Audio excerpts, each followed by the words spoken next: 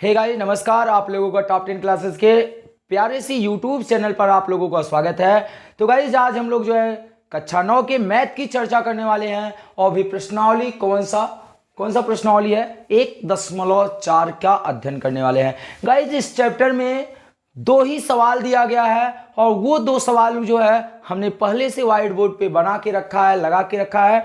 क्योंकि गाइस जो है इसलिए ये सवाल लगा के रखा गया है क्योंकि ये सब सारे जो है आपके इस प्रकार के ग्राफिकल क्वेश्चन हैं। तो आज समय की बचत होगी, आपको यहाँ समझा दिए जाते हैं, आप रफ और पेन लीजिएगा और वहाँ पर उसको समझ लीजिएगा। गाइस मेरा वादा है कि आज के बाद आप ये सवाल नहीं भूलने वाले हो। भाई चैनल पर नए आए होंगे तो चैनल को सब्सक्राइब कीजिएगा और वीडियो को लाइक करना तो बनता ही बनता है प्यारे स्टूडेंट। तो वीडियो को लाइक कीजिएगा और आगे दोस्तों के साथ वीडियो को शेयर कीजिएगा। तो चलिए सबसे पहला सवाल हम लोग पढ़ते हैं। सबसे पहले हम आपको बता देना चाहते हैं कि आप जैसे किसी फोटो को जूम करके देखना, किसी फोटो को आप लोग क्या करते हो जब सेल्फी खींचते हो, ऐसे करके खींचते हो ना, ऐसे करके। तो सेल्फी खींचने के बाद क्या करते हो, ऐसे ऐसे ऐसे जितना जूम हो सके उतना जूम करते हो। तो भाई इस चैप्टर में हम लोग संख्याओं को जूम करेंगे, संख्याओं को जूम करके देखेंगे कि कितना संख्याओं को जूम किया जा सकता है। तो वही आज सवाल है। वहां सेल्फी होती थी और यहाँ उत्तरोत्तर आवर्धन है। कौन सा आवर्धन है? उत्तरोत्तर आवर्धन का प्रयोग करके संख्या रेखा पर भाई किसको दर्शाना है? 3.765। किसको दर्शाना है? 3.765। सबसे पहले सोचो कि ये 3.765 किनके बीच आने वाला है? 3 और 4 के बीच आएगा। 3 से बड़ा होगा, 4 से क्या होगा? छोटा होगा। 3 से बड़ा होगा, 4 से छोटा होगा। तो सबसे पहले हम लोग 3 और 4 को 10 भागों में बांट लेते हैं। तो देखिए सबसे पहले हम लोगों ने 3 और 4 के बीच 9 भाग किए। 3.1, 3.2, 3.3, 3.4, 3.5, 3.6, 3 ऐसे ऐसे करके हमने 3 और 4 के बीच 10 भाग कर लिए। ठीक, अब आप सोचो, आपको 3 के बाद दशमलव लगा है और दशमलव के बाद कौन सी संख्या है? 7 है। तो सोचो 3 के बाद दशमलव वाली संख्या ये है। अब आगे सोचो कि ये जो 3.765 है ये इन्हीं दोनों संख्याओं के बीच में आने वाली है। 3.7 के बाद जो ये 6 और 5 आया है वो इन दोनों संख्याओं के बीच आया है।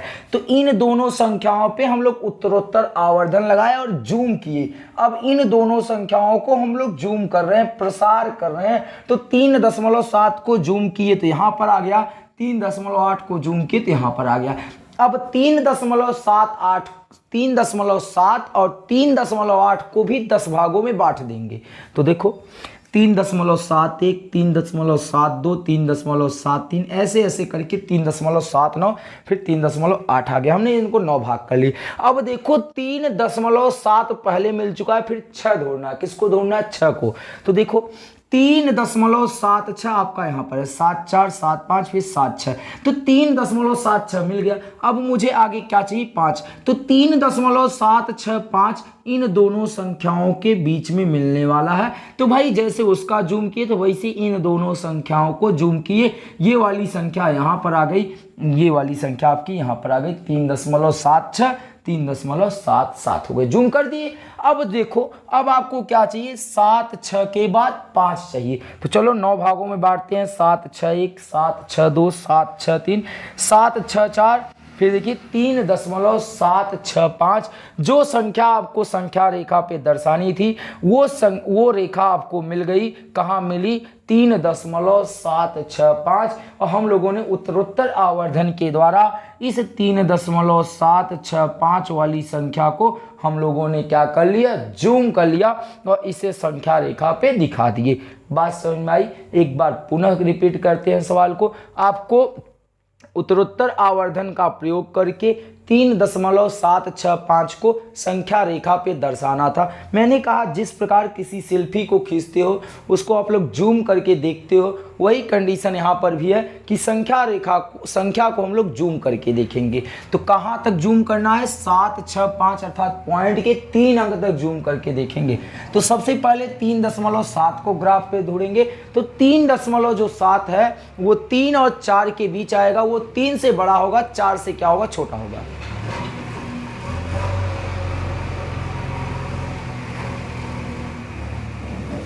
इतनी बातें समझ में आई? हमने क्या कहा कि ये 3 से बड़ा 4 से छोटा होगा, तो 3 और 4 के बीच हम लोगों ने 10 खंड कर लिए, ऐसे ऐसे करके 1 2 3 4 5 6 7 8 9 10 खंड कर लिए। अब देखिए मुझे 3.7 चाहिए, तो 3.7 यहाँ पर है। अब आगे 6 चाहिए, तो 3.76 इनके और इनके बीच में आने वाला है। तो इनको हम लोगों ने जूम किया, तो 3.7 को यहाँ कर दिए, 3.8 को यहाँ कर दिए। अब 3.7 और 8 के बीच 10 अंक हमने डिवाइड किया, 10 डिवाइड किए, तो क्या 3.71, फिर 7.2, फिर 7.3, फिर 7.4, फिर 3.75, ऐसे करके 3.79 पहुंचे, फिर 3.8 आपका ये वाला आ गया। इसके बीच में इतनी संख्याएं आ गई। अब देखो 3 दशमलव के बाद 7.6 चाहिए, तो देखिए 7.6 आपका यहाँ पर है। अब आगे जो ये 5 आ रहा है, ये 765 इन दोनों संख्याओं के बीच आएगी। तो इन दोनों संख्याओं का आपने जूम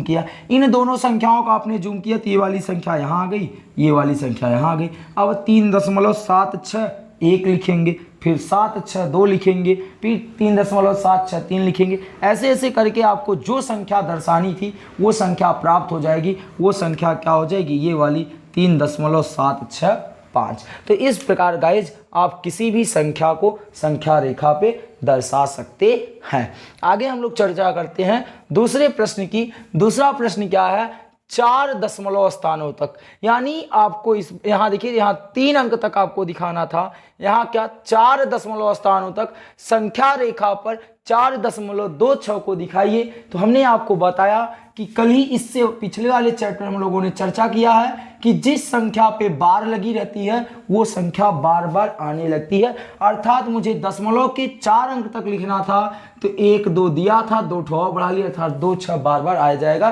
तो वो 4 अंकों तक कहा था, तो 1 2 3 4 अंकों तक हम लोगों ने इसे लिख लिया।